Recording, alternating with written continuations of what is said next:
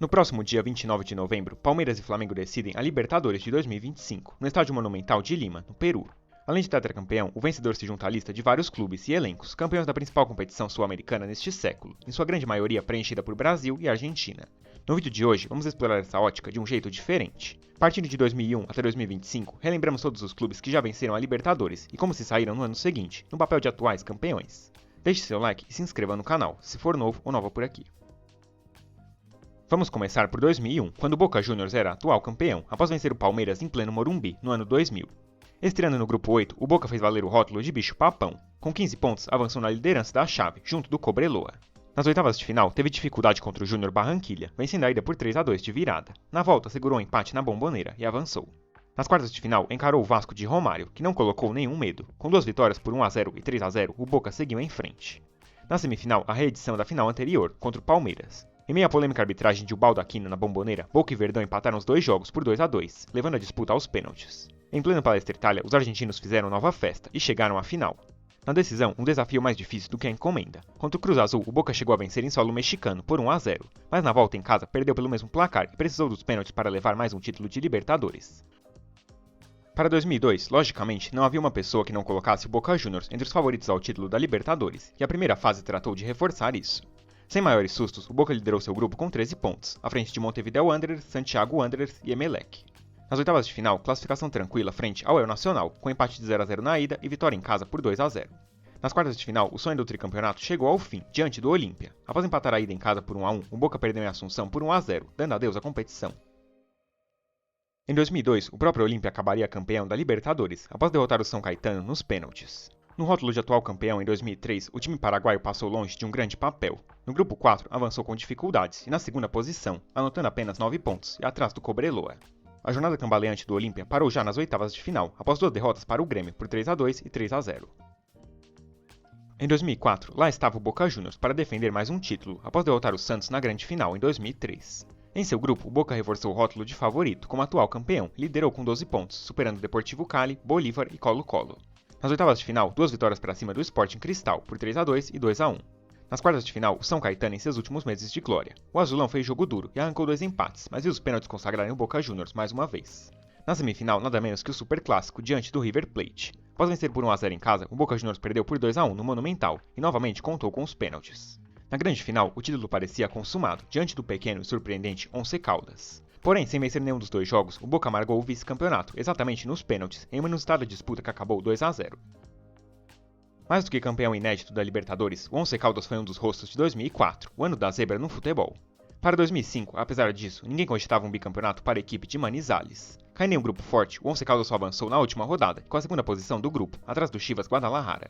E a história como atual campeão parou já nas oitavas de final, diante do Tigres. Após empatar a ida em casa por 1-1, o Once Caldas perdeu no México por 2-1 e foi eliminado.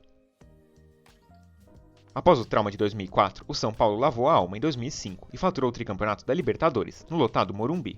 Carregando ainda o status de campeão mundial, o tricolor era franco favorito ao título em 2006, e na fase de grupos, apesar de 2 derrotas para o Chivas, avançou como líder e sem maiores sustos.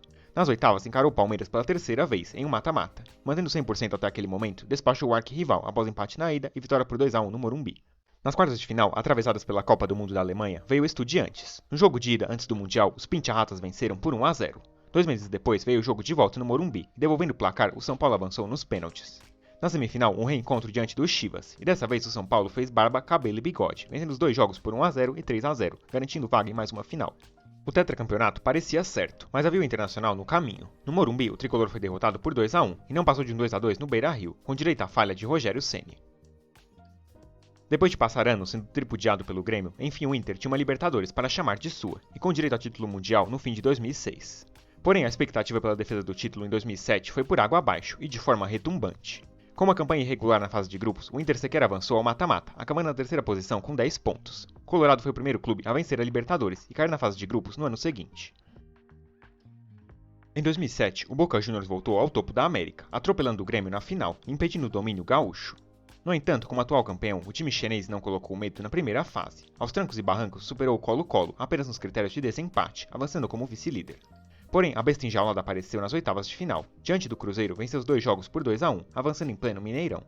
Nas quartas, após empatar em 2-2 na Bombonera, o Boca parecia correr perigo diante do Atlas. Porém, em pleno solo mexicano na volta, passou o trator e venceu por 3-0, chegando na semifinal.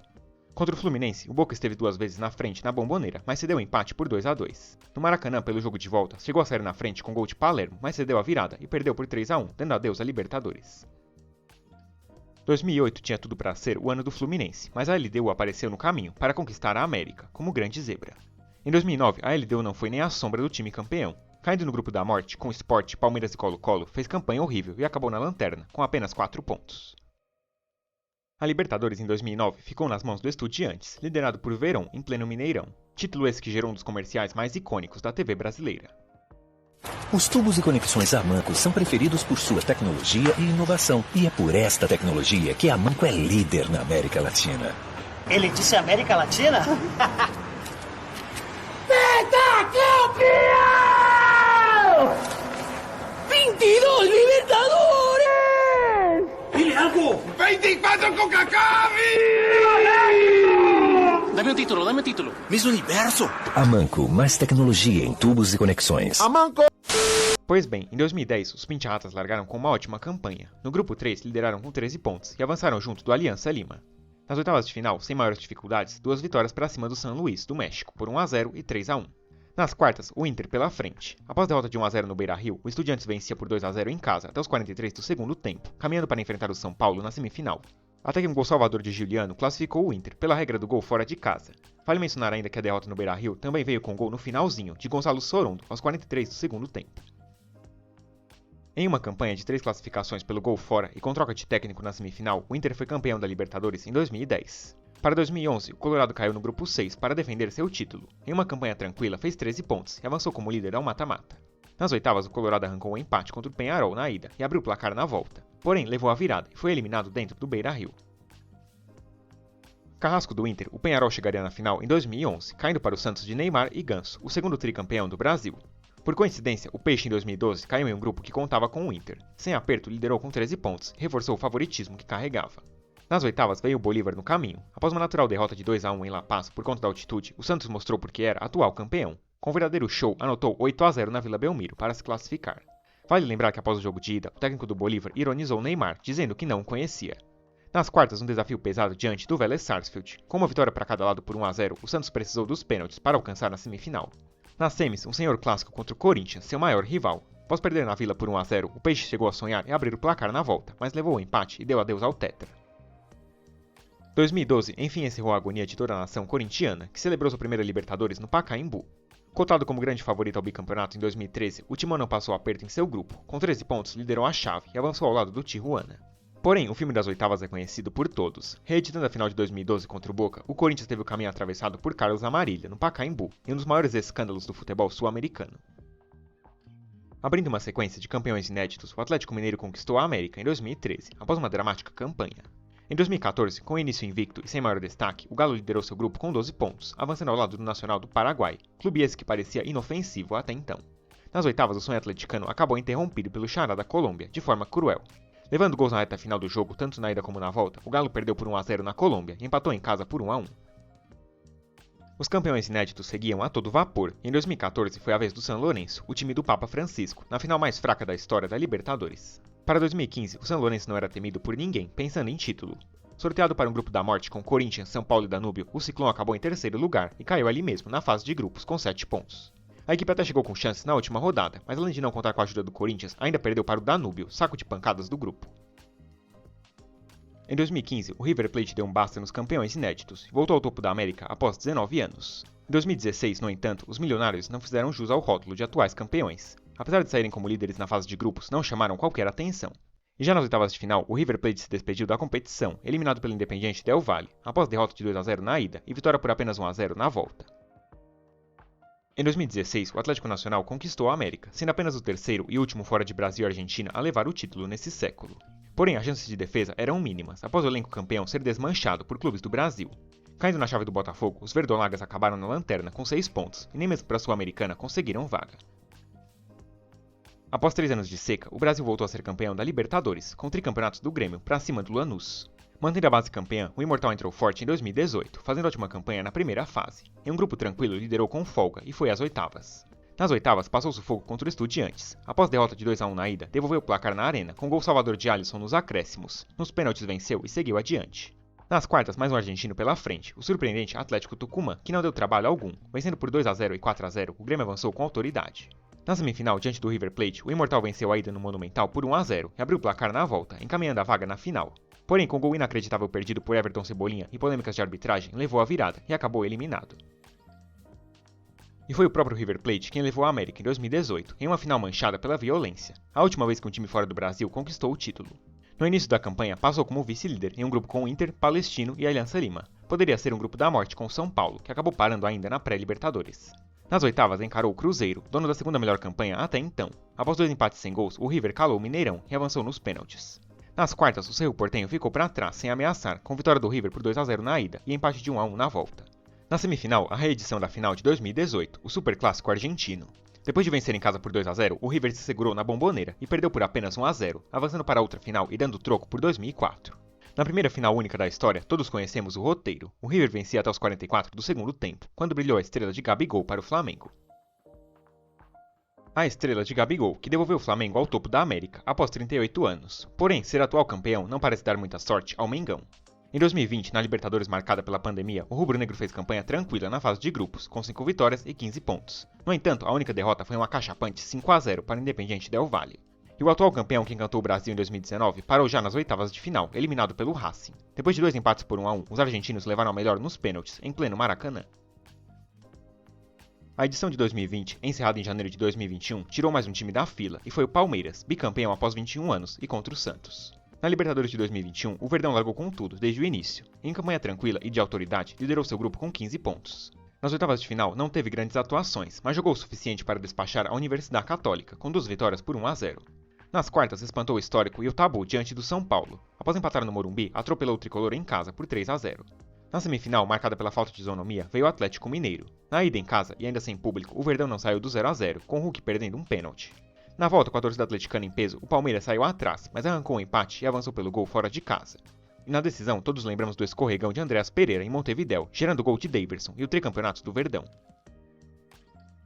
Para 2022, o bicampeão da América chegava ainda mais favorito. E na minha visão, o Palmeiras naquele ano foi a melhor versão da era Abel Ferreira, melhor até que os 2 times campeões e que o time atual de 2025.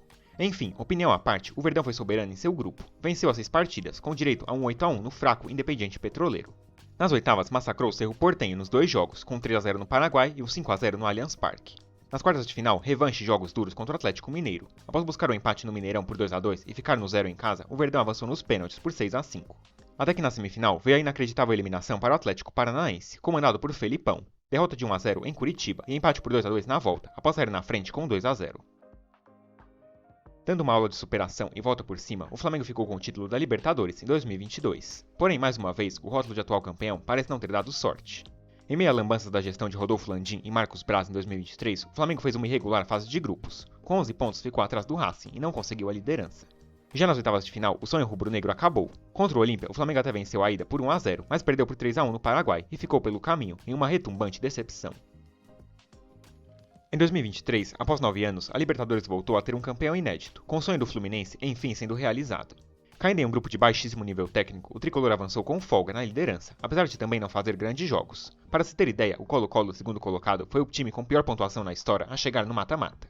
Nas oitavas, o Fluminense já deu indícios que o bicampeonato seria difícil. Contra um Grêmio afetado pelas enchentes, precisou dos pênaltis para avançar, após cada um vencer como mandante por 2-1. Nas quartas, o Flu até venceu o jogo de ida por 1-0 diante do Atlético Mineiro, porém o sonho chegou ao fim após derrota por 2-0 em Minas Gerais. E para fechar o vídeo, não podíamos esquecer do Botafogo. Se o Flamengo de 2022 deu aula de superação, o Glorioso tirou um doutorado nesse quesito. Porém, os atuais campeões da América, até o próximo dia 29, não foram nem a sombra daquele time vencedor. Na fase de grupos, o Fogão sofreu desde o início e só avançou na última rodada como vice-líder. Nas oitavas, a LDU parecia um adversário inofensivo, bastava vencer bem no Rio de Janeiro. Porém, com o magro 1-0 na ida, Botafogo foi vítima da altitude de Quito na volta, sendo eliminado com uma derrota por 2-0. Antes de encerrar, considere apoiar o canal financeiramente. Pelo botão Valeu Demais, você pode dar uma força extra, com um único depósito, pelo valor que desejar. Também há o Clube de Membros, e por apenas R$ 2,99 por mês, você recebe benefícios, como acesso aos vídeos antes dos demais inscritos. O vídeo de hoje fica por aqui. E agora eu quero saber de você, quem será o campeão da Libertadores em 2025? Deixe seu palpite nos comentários. E não esqueça de deixar seu like, de se inscrever no canal e de hypar o vídeo aqui no YouTube. Caso tenha ideias para novos temas, deposite também nos comentários. Muito obrigado a todos e até o próximo vídeo.